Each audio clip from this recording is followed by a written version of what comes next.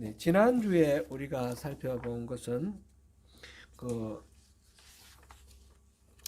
엘리멜렉의 가문이 모압에서 완전히 이제 망했는데, 그 엘리멜렉도 죽고 두 아들도 죽고 세 과부만 남았는데, 남은 과부 시어머니 나오미와 두 며느리 중 한 명 룻이 함께 베들레헴으로 돌아오는 그 장면을 우리가 살펴보았습니다.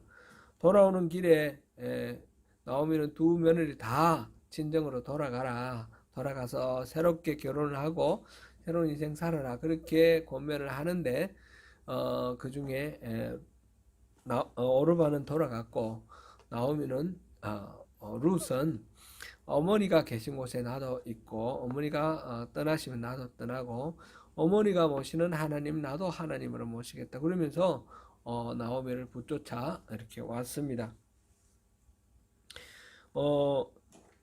거기에서 나오미가 먼저 두 며느리에게 보여준 헤세드에 대해서 우리가 살펴보았고, 이 며느리 룻이 시어머니 나오미에게 보여준 그 헤세드를 또한 살펴보았습니다. 그렇게 돌아온 이 나오미와 룻, 이들이 다시금 이제 회복되고, 나중에 우리가 결론 다 알고 있는 바대로 다윗의 할아버지 오벳이 태어나는 그런 그 역사적 과정을 이렇게 연출을 하는데, 그 모든 일들을 통해서 하나님께서 이 가정을 회복하고 새롭게 해주는 그 중요한 포인트, 회복의 첫걸음. 지난주에 우리 그 설교 제목이 회복의 첫걸음이었거든요. 그 첫걸음은 뭐라고 그랬습니까? 떠난 자리로 돌아가자 였습니다. 그죠? 떠난 자리로. 이 나오미가 떠난 자리 베들레헴으로 돌아갔습니다. 마찬가지로 우리가 그 돌아온 탕자의 비유에서 예수님께서 말씀하신 그 돌아온 탕자가 완전히 몰락해가지고 먹을 것도 없고 돼지 치는 목동이 되는데 돼지가 먹는 쥐엄나무 열매조차 먹지 못하는 그런 공고함 속에서 떠올린 게 뭡니까? 아버지의 집이었습니다. 아버지의 집. 자기가 떠나온 자리, 그곳으로 다시 돌아갔을 때에 모든 것들이 회복됐다라는 거죠. 우리 또한 살아가다가 공고해지면 우리가 어디서부터 잘못됐는가, 그것을 살펴보고 그 떠나온 자리, 잘못된 그 자리를 다시 돌아가는 것이 회복의 첫걸음이다 하는 것을 우리가 지난주에 우리가 살펴봤습니다. 오늘은 계속해서 베들레헴에서 나오미와 룻이 살아가는 현실 속에서 하나님은 또 어떻게 일하시는지 그것을 살펴보겠습니다. 이방 모압 출신인 며느리 룻은 자기와 자기 시어머니 나오미가 먹고 살 수 있도록 하기 위해서 밭에 나가서 일을 했습니다. 마침 그때가 보리 추수할 때였기 때문에 들판에 나가서 추수하는 사람들 틈에서 그 추수가 끝난 뒤에 남아있는 그 곳에 떨어진 이삭을 주우러 그렇게 나갔습니다. 이삭 줍기, 여러분들도 이삭 줍기 해보셨나요? 시골 출신은 다 해보셨을 텐데 도회지 출신은 잘 모르시겠죠?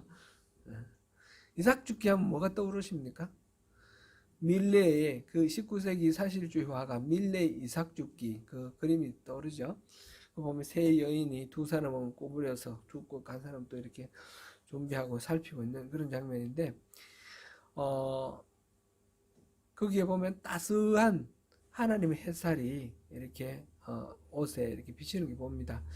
고단한 삶의 그 무게, 그 여인들, 가난하고 불쌍한 그 여인들의 그 삶의 무게가 얼굴이나 손이나 이런 데 시커멓게 탄 것에서, 탄 색깔에서 보이고, 그 옷에 아주 밝게 빛나는 그런 하나님의 그 은혜가 함께 보이는 참 잘 그려진 사실주의, 아주 세부적으로 현실하고 이렇게 다 함께 그리는 그런 화풍이 그때 처음 나왔는데 참 잘 그린 그런 그림이고, 제가 어릴 때 보면 이발소에 그게 다 걸려 있었습니다. 그래서 제가 이제 이삭 죽기 생각하면 제가 어릴 때에 저 이삭 죽기 했던 그 일이 생각납니다. 시골에서 자라신 분들 기억나겠지만 보리 베고 난 후나 또는 벼를 베고 난 후에 그걸 이제 걷어서 다 수확을 하면 그 빈 밭에 가서 이삭을 줍습니다. 어, 우리 아버님도 그때 우리 집이 좀 가난했어요. 그래서 양식이 한 해 농사 지어서 양식이 다 해결이 안 됐습니다. 그럼에도 불구하고 그, 추수를 하고 난 뒤에 이삭을 줍지 못하게 하셨어요. 우리 밭에서는 왜 그랬겠습니까? 다른 사람이 줍도록, 집에 농사 없는 사람들이 줍도록. 그럼 가만히 나중에, 그때는 잘 몰랐는데 나중에 보니까 이 성경 말씀대로 하신 것 같아요. 우리 아버님은 20대 때 선교사로부터 전도를 받았는데 나중에 이제 떠났어요. 믿지 않으시고 떠나시고 돌아가실 때까지 불경 들으시면서 그래 이제 세상을 다 사시고 가셨는데, 그런데 저희들한테 가르쳐 주시는 어떤 교훈들 있잖아요. 그 교훈들은 성경 말씀대로 그렇게 가르치셨어요. 이삭 줍기도 그게 생각납니다. 이삭 알뜰하게 주면 안 된다. 그렇게 말씀하시고 그냥 가자고. 그러면 우리 동네에도 그 농토가 하나도 없는 집이 여러 집 있었거든요. 그런 사람들은 이삭 주어야지, 그지, 그나마 조금이라도 또 그게 되었습니다. 그리고 우리 초등학교 때는 이 추수를 하고 그다음에 모내기 하고 이럴 때에 방학이 있었어요. 짧은 방학, 가정 실습 해가지고 집에서 이제 이 생활을 실습하라는 거죠. 2주간의 방학이 있었어요. 봄에도 저기 여름에고 초여름 6월 초 그때 하고 그다음에 10월 말쯤 이럴 때에 2주간의 방학이 있었어요. 그러면 이제 열심히 집에 가서 농사를 돕도록 그렇게 했죠. 농사 없는 사람들은 또 다른 집에 가서 일을 하고 이러지 않습니까? 저희 때는 또 애들도 많이 낳고 그래가지고 부모들이 일하러 가면 동생 돌보고 뭐 하고 하느라고 많이 바쁘고 가정집 실습 기간이 지나도 결석하는 아이들이 많이 있었어요. 근데 가정실습 기간이 끝나면 학교에 보리 추수할 때는 보리 한 대, 벼 추수할 때는 벼 한 대를 갖고 오게 했어요. 그 이삭 줍기가 한자말로 낙수 수집이죠. 낙수를 한 대씩 갖고 오게 했어요. 그걸 가지고 아마 학교에서 교보제를 구입을 하고 뭐 이런 식으로 정부에서 주는 어떤 예산이 부족한 부분을 조금 메꾼 것 같아요. 정확히는 제가 어려서 잘 모르지만, 근데 모두들 다 내는데 못 내는 애들이 있었어요. 저희 반에서 6학년 때인데 저희 반에서 다 내는데 한 놈이 못 내는 거예요. 그래 아침에 초회할 때마다 선생님 너 갖고 왔나? 못 갖고 왔습니다. 그거 왜 못 갖고 왔나? 그런데 이미 그때는 이제 빈 밭이 없는 거예요. 이미 그때가 여름이었는 것 같은데 보리를 다 베고 나면 그거를 갈아가지고 거기에 모내기를 해서 벼를 심는단 말이죠. 그러면 가서 주울 데도 없어요 이미. 그런데 계속해서 이 한 명이 못 내고 남아 있는 거예요. 어느 날 청소를 다 하고 난 뒤에 쓰레기를 버리기 위해서 쓰레기 소각장 갔는데 그때 그 낙수 수집한 건 낼 때마다 확인서 이렇게 도장 찍은 표가 있었거든요. 표를 하나 주워왔어요. 누가 주워와서 야 이거 그 친구가 이름이 지금 생각나는데 김철인데 김철이 못 냈는 거 이거 우리 내자고 그래가지고 제가 그때 반장이었거든요. 그래 냈어요. 다음날 냈는데 그 모든 거 관리하시는 분 옛날에 우리 소사라 그랬죠. 소사께 우리 담임선생님이 물어보니까 최근에는 그거 갖고 온 사람이 없는 거예요. 그러니까 이거 어디 주워서 낸 거를 분명히 해줬죠. 그런데 저희 형님이 그때 우리 학교 선생님이셨어요. 교무 선생님. 우리 담임 선생님 형님께 그 말씀을 드린 거예요. 그리고 저녁에 왔더니 형님이 이리 오너라 해가지고 가서 여기 앉아라. 그래 앉아가지고 오늘 이런 일이 있었나? 그래 네 있었습니다. 너 그거 왜 그걸 주어서 줬냐? 그냥 청소하다가 이렇게 얘가 못 냈으니까 그냥 줬습니다. 그랬더니 그럴 리가 없다는 거예요. 뭘 대가를 뭘로 받기로 했냐? 그렇게 물으시는데 아이고 암만 그게 아니라고 해도 안 믿으시는 거예요. 그래가지고 회초리를 해오느라 해서 회초리 5개 해가지고 꿇어 앉아가지고 맞기 시작하는 거예요. 그럼 맞기 시작하는데 아프기는 아프고 이유를 뭐 생각해도 뭐 생각도 안 나고 왜냐면 다른 이유가 없었거든요. 우리 반에 못 내는 한 놈 있어가지고 걔 이거 4개 해주려고 그런 그거밖에 없었는데 나중에는 맞다가 이제 생각해서 그 읍내에 문화교실이 오는데 문화교실 그게 20원이라고 그래 20원 갖고 오라고 그랬다고 그렇게 이제 제가 거짓말로 이유를 댔어요. 그러니까 이제 더 이상 안 맞았죠. 그래서 형님이 하시는 말씀이 어릴 때부터 이거 선생님께 거짓말을 했는데 그 거짓말하는 게 나중에 크면 사기꾼 된다고 그 돈 달라면 돈 줄 텐데 왜 그렇게 나쁜 짓 하냐고 다시는 그러지 말라고 그러셨는데 우리 형님 너무너무 좋으신 분이거든요. 지금 아직도 살아 계세요. 저보다 23살 위에요. 너무너무 훌륭하시고 좋으신 분이신데 그때는 제 이야기를 안 믿어주셔서 너무너무 야속했고요. 나중에는 그 안 맞으려고 거짓말을 해가지고 제가 완전히 새끼 사기꾼이 됐는데 그것도 너무너무 억울했어요. 그러면서 이제 이 이삭죽기 하면 그게 생각나는 거죠. 이삭죽기 하면 밀레이 이삭죽기가 생각나는 게 아니라 어릴 때 그게 생각나는 거예요. 학교에서는 왜 그걸 그때까지 벌써 그 이삭 죽을 때 시기로부터 한 달이 지나갔는데 왜 맨날 세워가지고 너 왜 안 갖고 왔냐 그걸 추궁을 했는지 이해가 안 돼요. 그냥 적당히 넘어가야 되는데 그죠? 뭐 못 갖고 왔으면 못 갖고 왔구나 넘어가야 되는데 햇세드가 없어서 그런 거예요. 이 궁핍한 자, 가난한 자의 그 처지를 생각하는 배려 이게 부족했던 것 같아요. 너무 원칙적으로 우리 선생님이 우리 담임 선생님도 참 좋으신 분, 훌륭하신 분이었는데 원칙 이걸 너무 이제 이렇게 강조하신 것 같아요. 그래도 세월이 지나가도 항상 그게 생각납니다. 쓸데없는 얘기 너무 오래 길게 해서 죄송합니다. 성경에서 나오는 이 나옴이나 룻처럼 생계가 어려운 사람들이 있을 때 친척과 공동체가 그 사람 생계를 책임지도록 되어 있었습니다. 그 이전에는 그 집안이 또 부지런히 살려고 애를 써야 되겠죠. 그러기 위해서 이렇게 추수를 할 때 이 모퉁이에 있는 것들은 베이지 않도록 했어요. 이게 참고로 레위기 19장 9절 10절 우리 한번 찾아보겠습니다.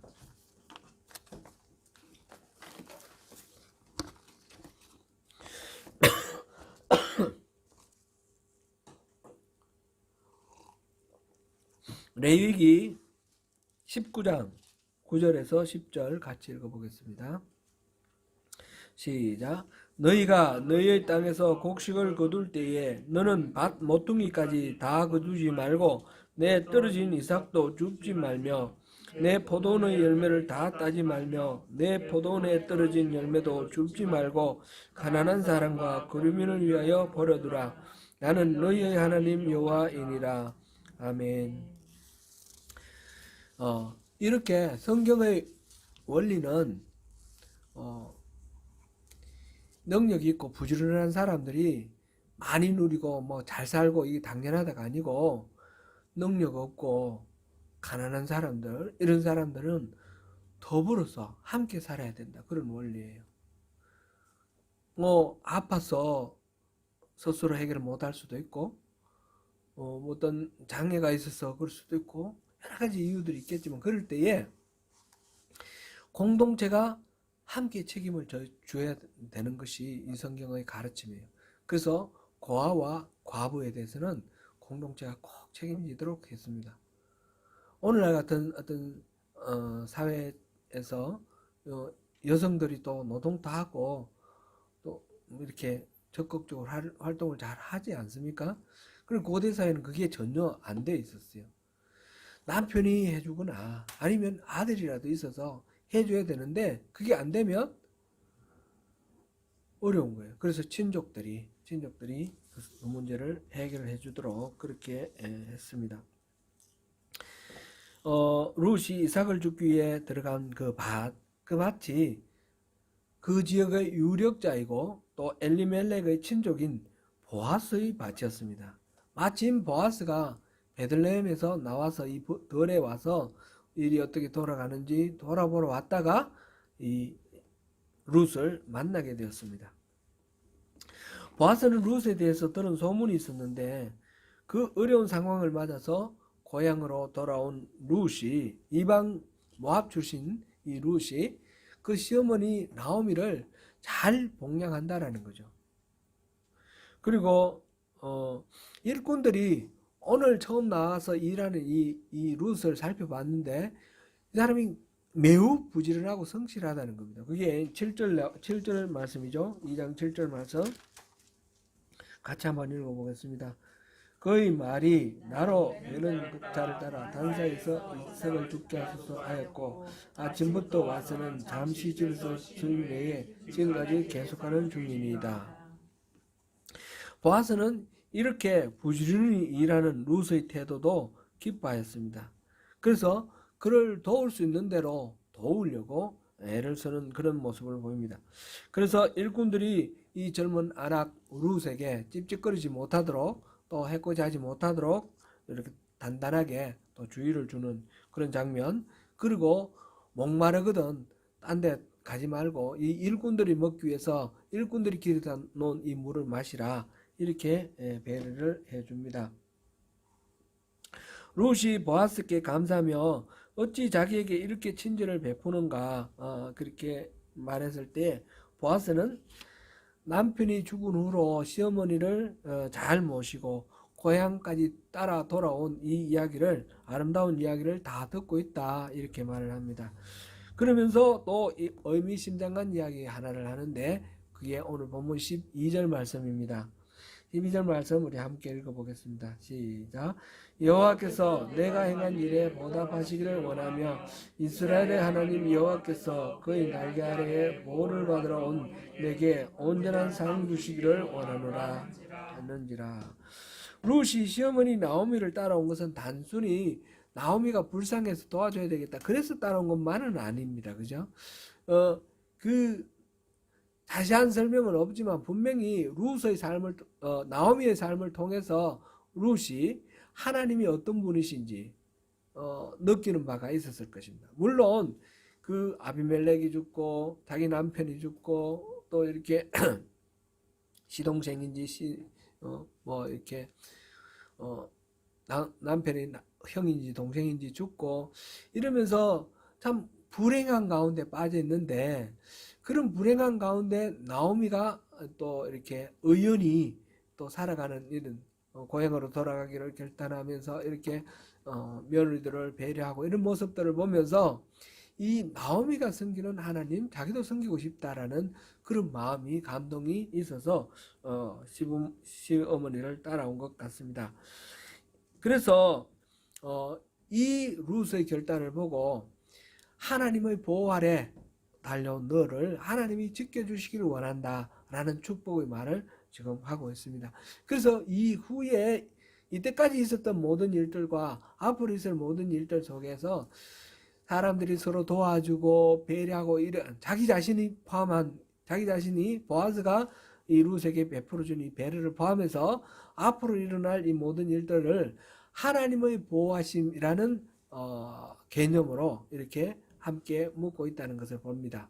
곧 자기의 생각, 자기의 어떤 선의가 아니라 하나님의 은혜로 모든 것들이 이루어진다. 이렇게 보고 있습니다.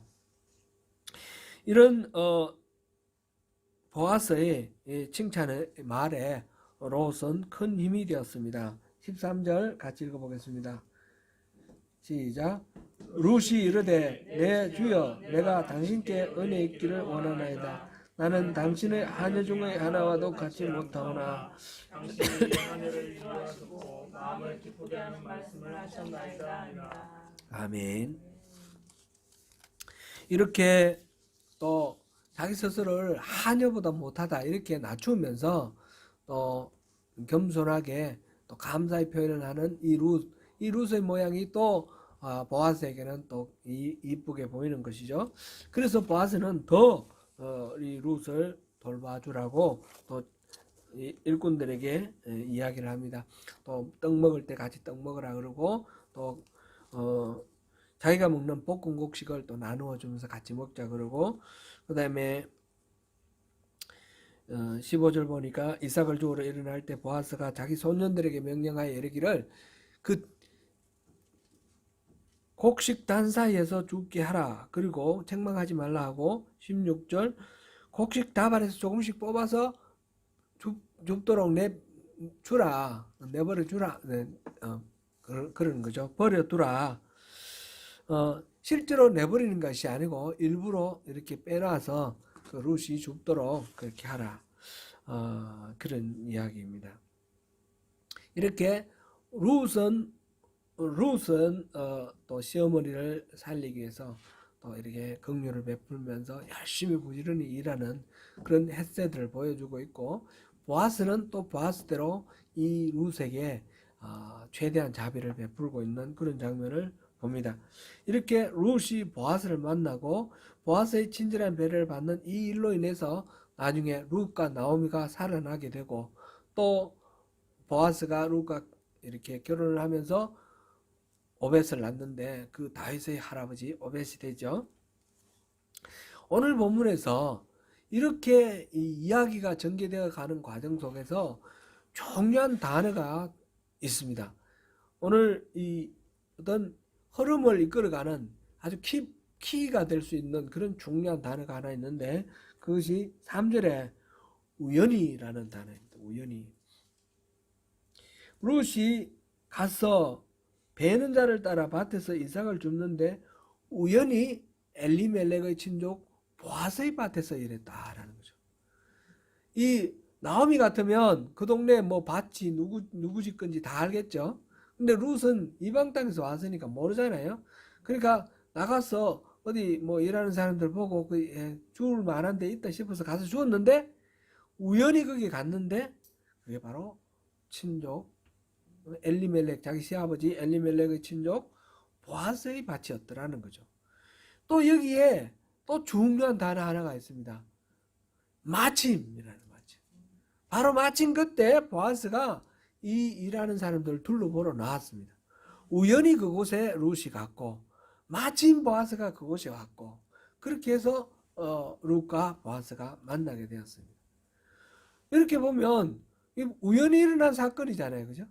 우연히 일어난 사건인데 근데 나중에 보니까 이게 우연히 일어난 사건이 아니었어요. 나중에 이제 이 룻이 집에 돌아와가지고 시어머니가 너 어디서 일했냐 그랬더니 그 보아스네 집에서 보아스 밭에서 일했습니다 그랬더니 시어머니가 하는 말이 그때부터 시어머니가 태도가 확 바뀌었어요. 처음부터 의도한 게 아니었는데 보아스의 밭에서 일했다는 이야기를 듣고 시어머니가 태도가 확 바뀌었어요. 그 사람은 우리 기업 물을 자다. 이젠 다른 집 밭에 가지 마라. 너는 그 집만 가라. 그렇게 얘기를 하는 거예요. 바로 이렇게 우연히 보아스 밭에 가서 룻이 일하게 된 것, 마침 보아스가 온 것, 이것이 결코 우연의 만남이 아니었다는 거죠. 우리 그 유행가 가사 중에 만남이라는 게 있잖아요. 우리 만남은 우연이 아니야. 이 우연이 아니었어요. 이 룻과 보아스의 이 만남은 뭐였어요? 우연이 아니라 뭐였어요? 우연의 반대말은 뭐예요? 필연. 그죠? 필연. 우연의 옷을 입은 필연. 이 필연이라는 것은 어떻게 해서 반드시 이루어지는 거예요? 바로 하나님의 섭리이죠. 우리 집사님 말씀하신 그 하나님의 섭리라는 거예요. 겉으로 봤을 때는 우연히 일어난 일이지만 이 우연히 일어난 일 배후에 하나님의 섭리가 감추어져 있었다는 거예요. 우리 이 처음 서두에 그 말씀을 우리 나눴습니다. 이 룻기나 에스더 같은 경우는 더 분명합니다. 그런 부분이 하나님이 일하시는 것 같지 않아요. 모든 게 우연히 벌어지는 일 같아요. 근데 가만히 보면 우연히 벌어진 일이 아닙니다. 하나님이 뒤에서 숨어서 일하고 계셨던 거예요. 우리가 인생 살다 보면 도무지 하나님이 안 계시는 것 같은 그런 상황이 옵니다. 숱하게 옵니다. 그렇죠? 그렇다고 해서 하나님이 안 계시는 거냐? 지금 이 나오미의 상황 한번 생각해 보세요. 자기 남편이 죽어버렸어요. 그리고 이제 아들 덕 좀 보려고 며느리 보고 좀 살려고 했는데 아들 둘 다 죽어버렸어요. 얼마나 황당하고 절망적이겠어요? 하나님이 안 계신다는 생각이 들 거예요. 아니면 이제 나오미의 고백대로 하나님이 나를 징계했다. 나를 벌 주셨다. 이렇게 생각되는 거예요. 하나님이 안 계시는 건 아니고 살아 계시긴 한데 나를 좋아하시고 사랑하시고 보호하시는 것이 아니라 나를 미워하시고 나를 징계하신다. 이렇게 생각되는 거예요. 그러니까 얼마나 절망적인 그런 상황입니까?